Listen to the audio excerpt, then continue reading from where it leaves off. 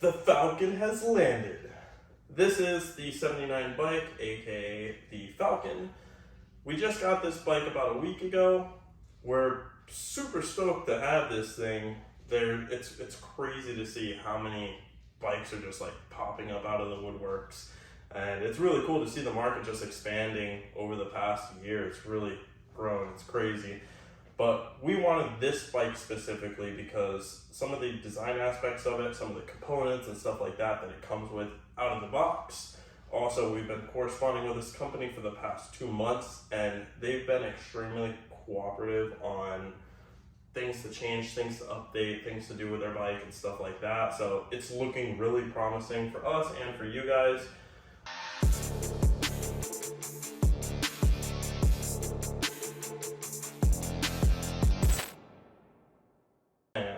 Our plan from factory is to have 1916, better tire options, hopefully get them to change the brakes, remove the mineral fluid brakes because super low boiling point, not really good.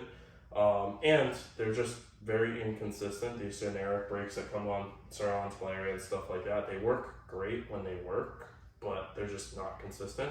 So get these swapped out for dot fluid brakes. It already comes with a direct mount stem, has a bunch of real carbon fiber parts. This battery lid's carbon fiber. The primary drive cover is carbon fiber. It has the chain guard that's carbon fiber, and there's probably a few other components here that I haven't looked at yet. We've barely spent any time on this bike yet. So what we're gonna do is we're gonna go down the street and we're gonna go to our little testing ground. It's a very small spot, but it's a place that we go right down the street because we're in the city. Just to thrash on the bikes and see how it is and stuff like that. I've never actually ridden a bike or ridden a bike that's just completely stock. I've always upgraded like the rims, tires and stuff like that. So yeah, really interesting. I'm gonna go through some of the components that I see right off the bat that got my attention. We have the battery lid cover, carbon fiber. It is real carbon fiber. You can see on the back side, it's not like some kind of composite fiberglass piece. You can see on the back side it is complete carbon fiber. You can see the weaves and everything like that on the edges. The battery plug, very similar to Talaria, where it has that big bulky connector. The battery charge port is actually really nice in comparison to other bikes on the market. It has a metal door latch thing. I don't know what you call it. But that's really nice because it always stays closed and it has a little rubber seal in it. The battery handle's really nice. A lot of the electrical components, again, I haven't looked or taken apart this bike to look at everything, but a lot of the electrical components look the same. Has a 100 amp breaker. The suspension linkage triangle and rear shock all look the same as Sur-Ron, but the triangle is a little bit different. It looks like it's reinforced. It looks like this triangle would be able to withstand a lot of things that the Sur-Ron triangle wouldn't be able to withstand. We've bent a few of them and broken a few of them. This one looks a lot more promising. The linkage looks exactly the same. It has a primary belt drive system. Looks like the jack shaft and everything like that is the same as Sur-Ron. The back panel that goes against the battery and frame, that's metal, whereas on Sur-Ron and Talaria it's plastic, so that's kind of nice. The subframe looks really like beefy and bulky, but it's actually all like hollow on the inside, so the subframe's not that thick. But looking at like the design aspect of it, it looks like it would be really rigid and strong. Again, speculation, we will find out. The under seat tray is a little different than how Sur-Ron and Talaria has done it. It's just a little different. Everything else in the back end looks pretty much the same. I mean, brakes, sprocket, obviously the swing arm is different. The foot peg mounts look like they're one-to-one to like Sur-Ron. It has a peg brace already, and it looks like it's aluminum. But it is all one solid piece. I know with the Talaria OEM braces that they come with, they break all the time because they're like threaded where you can adjust them. Skid plate mounting points look like they're spread out a little bit in comparison to Sur-Ron. Really excited to see how that works, because if our skid plate fits, that would be awesome. The motor, 79 Bike told me that their motor is their own proprietary motor, that they didn't use any molds or castings or anything like that from like the generic QS motor. We'll see. Their controller is their own proprietary controller as well. But forks, they look like D&M Volcano forks. They're air forks. They look literally exactly like D&M Volcano forks. If you look at the right side fork leg right here, you could see that there's a mounting point for a dual caliper setup. Same thing as D&M Volcano. This headlight's super bulky and big. Don't really like that. Throttle feels good.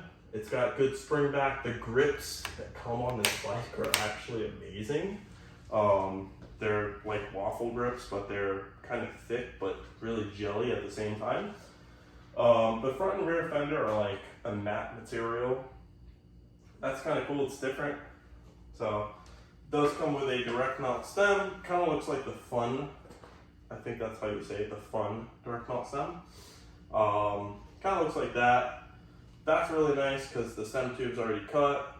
You could adjust whatever direct mount stem you want to put on it, or just leave that one. So everything looks really good on this bike. I mean, the display is also different as well. Go ahead and turn that on for you. So we still have the same EP/sport switch with the horn. The display looks different. It has two buttons here. I have no idea what they do, but it shows battery percentage, it shows trip, miles per hour, shows what setting you're on, sport or eco, and it also shows air numbers right there, and it shows your mile per hour in big letter right there. This is kind of hard to see in the daytime when you're out in the middle of the sun, just because it's a black screen with white, so it's a little hard to see. But we're going to be getting rid of all that anyways. We're going to be putting aftermarket controller. It is a 72 volt battery. The cells that they use on these batteries are, I wouldn't say they're the worst, but they're not the best cells. So this battery could probably handle 10 kilowatts. Out of the box, it is 8 kilowatts. What I'm trying to get them to do is EP mode being 6 kilowatts, sport mode being 10 kilowatts. So we'll see what we can make happen with this manufacturer. I'm really eager to get a bike in our fleet that we can actually sell. Sur-Ron won't work with us because they say that we modify the bikes too much. Talaria, well, we can't sell Talarias because you know who has the exclusive agreement in the US. And there really are not many other options that are good for these size or style bikes. You know, obviously we have Stark Bard. We have the new bike, I think it's called the Flux, that just came out. So we're looking for something that's already relative to what we ride, what we do, and stuff like that, and then expand from there. So if this company does work with us and they do make these changes and stuff like that, our plan is to bring a bike to the market that already out of the box is pretty much everything that you want. So you could buy a bike for the same price as a Sur-Ron or Talaria, have more power, better wheels, better brakes. I don't know what we could do with suspension because it's coming out of China. So that's our plan. Get a bike that comes out of the box that you don't really have to do anything with, has plenty of power, has good wheel options already. So we'll see what we can make happen. We're gonna go down the street and take this bad boy for a little test ride. Oh, the throttle's really weird. When you're going full speed and you let off the throttle and you go to get back on, the throttle's got like a lot of deadband. You can see how much I'm turning it for it to actually start going again. So that's kind of weird. I don't really like that at all. Granted, they're going to be sending us I guess like a tuning cable or something along that line that's going to allow us to adjust the linearity of the throttle and also some of the other aspects of how the bike feels and responds. So we're going to be helping them with basically the feel of the bike and stuff like that. So we'll see what happens from there. So we're coming up to our little spot right here.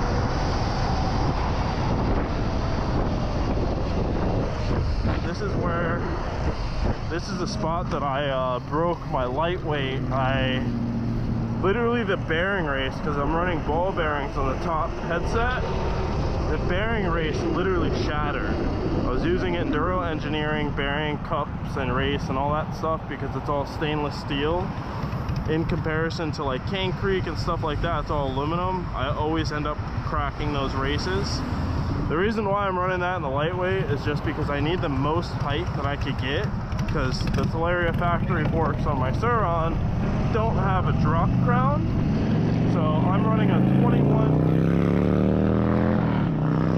freaking gas spikes. I'm running a 21-inch front wheel on my Talaria, so I need the most clearance that I could get, possibly, just so I don't contact tire and fender and stuff like that. So let's see what we can make happen here. See how this thing feels. Doesn't feel bad so far. A little jump right there. Throttle's like kind of delayed. Yeah, throttle's kind of delayed. That's annoying. Oh shoot. It's so different running with like narrow tires. Like just going up that little hill rutted section, it like steered me away. Because I'm going up on an angle. Flat landing jumps, not bad at all. Not a bunch of like weird noises or anything like that happening. Throttle, oh, you know what the throttle delay is? It's the freaking brake sensors. Because usually when I come into turns, I drag the rear brake, kind of slide the back end in. So that's what that delay is.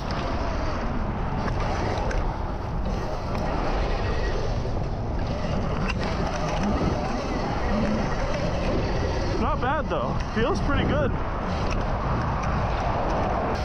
All right, let's see. This is where our bikes usually brake. Oh, such a hard landing. It's all flat.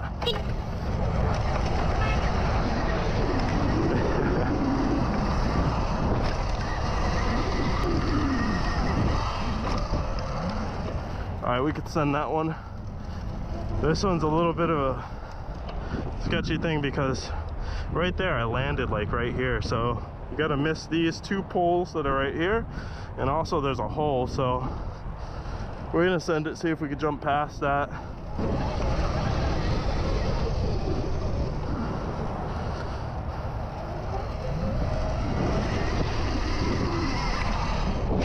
Yep, that was good. We could go further. Need more speed.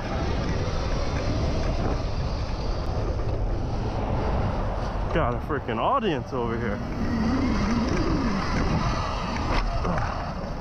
All right, still could go further. Now I'm landing at this little second post. It's funny seeing people drive by, they're just like smiling. All right, that was good. And you go a little further. When I'm landing, I'm like locking up the brakes so I can see where I'm landing at. All right, full throttle. All right, let's do a little hill climb here. So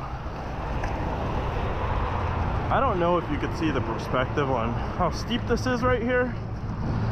Maybe you can, I don't know, maybe use the trees there. It's kind of steep, so I'm gonna come up right over here, come up this little hill here, which is gonna kill off some speed. And right here, it's not really smooth entry, so that's gonna kill off speed. I'm gonna try to go straight up right there, see how it does.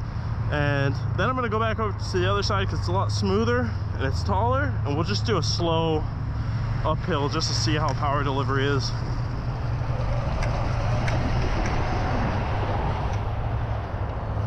All right, let's see.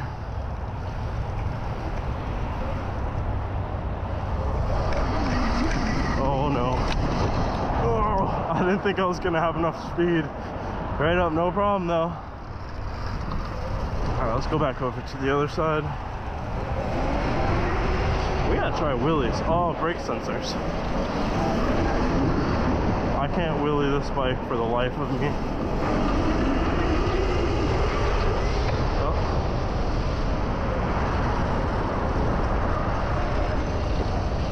All right, let's say right here. So we'll just go straight up right here. It's not horribly steep, but it is kind of steep. Like if I was in eco mode, there's no way I would have enough power to get up, but I'm gonna start from right here, the base of it, and just go straight up. Spinning a little bit, you could hear and like feel the hesitation in the motor. Not necessarily hesitation, but like I was full throttle and you could just tell it wasn't really picking up speed. It was kind of just maintaining, but slowing down towards the top a little bit. So that's kind of to be expected.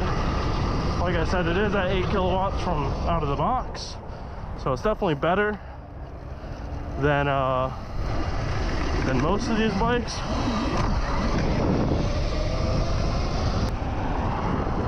There's another little small jump right here. You know, it's kind of crappy. Like we don't have really anything local to us. Like no urban like free riding stuff. Like we don't really have much near us besides like what you see right now. If we want to really go riding, we literally have to drive like 3 hours to go somewhere that has good trails, good hill climbs, good jumps, stuff like that. So kind of unfortunate, but it is what it is. We make the best of it. But overall, I mean, I would say it's a decent bike. I mean, we'll know over time what breaks, what the weak points are, stuff like that. So it's just one of those things where we just kind of have to just thrash on it and see what happens. All right, let's do a little acceleration test. Probably should have done this before when the battery was at 80%. It's now at 43%. All right, that's full throttle sport mode.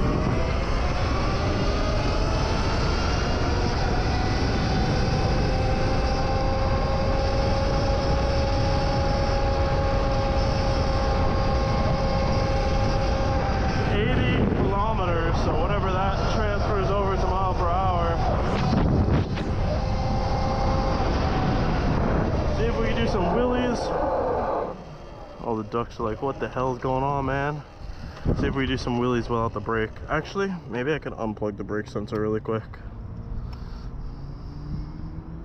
No, that looks like it is in there. So unfortunately I can't unplug that unless I want to rip it out, but I don't want to do that. Oh my god, I can't keep it straight. I'm not the best at wheelies. The Ultra B I could wheelie the best, where I could like slow it down and all that stuff, but let's see. Throttle feels pretty freaking smooth doing wheelies. Alright, here we go. Oh, can't keep it straight. We need Mr. Sharancer to come over here, come back and visit us. Show us the wheelies. Show us the wheelies. Oh, there we go. Probably be easier if I go a little faster. Oh, can't wheelie this thing for the life of me. Let's see if we can make it do some stoppies. I feel like that's Talon. Oh yeah, it does a little stoppies. That's like Talon's signature move with these stock brakes, is doing freaking like rolling stoppies. Oh my god, that was the brake squeezed all the way in, pushing forward. Yeah, it'll do stoppies, but I'm not the best at those either. Overall, the bike feels good. Doesn't feel like it's gonna fall apart. It doesn't make a bunch of noises. It feels pretty solid, feels planted. Our next video that we're gonna do is gonna be taking this thing out to the MX track, jumping it, casing jumps, going through whoops, all that stuff to really put some abuse on this thing. And then after that, we're gonna modify it. See what parts from Suron, Talaria, and other bikes fit this bike to see with the current parts that are in the market, see what we can do with this thing. Cause that, like I said, is a big thing for us. Like, if you could buy another bike that already has more power, better wheels, better brakes, and there's already aftermarket support for it, kind of no-brainer. So yeah, we'll see you till next time.